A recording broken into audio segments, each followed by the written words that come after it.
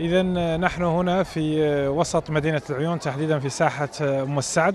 يتجمع العشرات الألوف من المواطنين المغاربة الصحراويين لأجل أولا التعبير عن انتمائهم الوطني بمناسبة تخليد ذكرى حدث المسيرة الخضراء، استحضار القيم الوطنية التي يزخر بها هذا الحدث التاريخي الهام، ولكن أيضا لأجل التنديد بذلك الحادث الإرهابي الجبان الذي شهدته مدينة سمارة، حيث تم استهداف مدنيين عزل يعني مقذوفات تفجيرية عشوائية. توجه أصابع الاتهام اليوم من طرف هؤلاء المواطنين إلى الجبهة الانفصالية، إلى خصوم المغرب وأعداء وحدته الترابية، الذين يعبرون باستهدافهم للمدنيين، يعبرون عن إفلاس مشروعهم السياسي، يعبرون عن تراجع فكرتهم السياسية، وعن أيضا إفلاسهم الأخلاقي.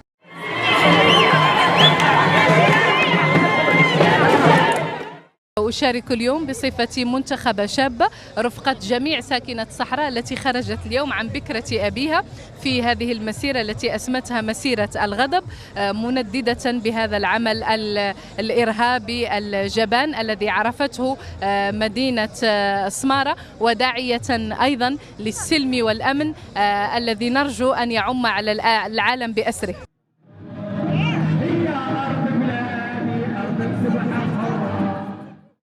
هذه المسيرة الحمد لله اللي شارك فيها ساكنة مدينة العيون الحمد لله، تعبيرا عن إعادة للملحمة اللي دارت تدركها 48 سنة، المسيرة الخضراء اللي بدأت في عهد المغفور له الحسن الثاني واللي استمر إن شاء الله في عهد محمد السادس، وهذه مولي رسالة لهذا العمل الإجرامي اللي استهدف مدينة سمارة. وكنقولوا بأننا نحن راه كاين تلاحم بين الشعب والملك على ضد هذا الإجرام، وعندنا مالنا قابلينه.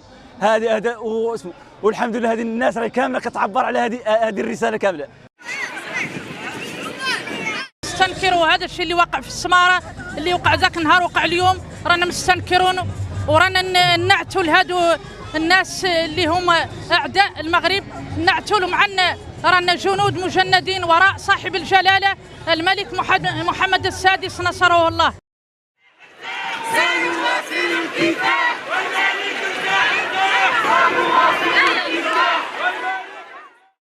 احنا اليوم دايرين مسيره من عاصمه الاقاليم الصحراويه العيون، اللي احنا ندوا بالجماعات الارهابيه اللي دير جبهه البوليزاري، واللي احنا نقولوها لها 40 عام عنها عصابه ارهابيه، والدليل على ذلك هذه الهجمات الارهابيه على المواطنين العزل.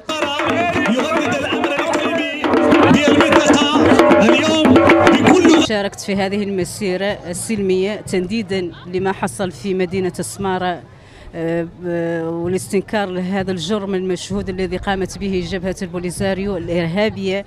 نستنكر هذا الحدث المشين لما حدث لأبنائنا وأخواننا في إقليم سمارة، ونندد بهذا الجرم. ومن هذا المنبر نناشد الأمم المتحدة على هذا الحدث المشين، وأن تدرج اسم جبهة بوليساريو الإرهابية من ضمن المنظمات الإرهابية على هذا الحدث المشين الذي حدث لأبنائنا وإخواننا المدنيين في إقليم سمارة.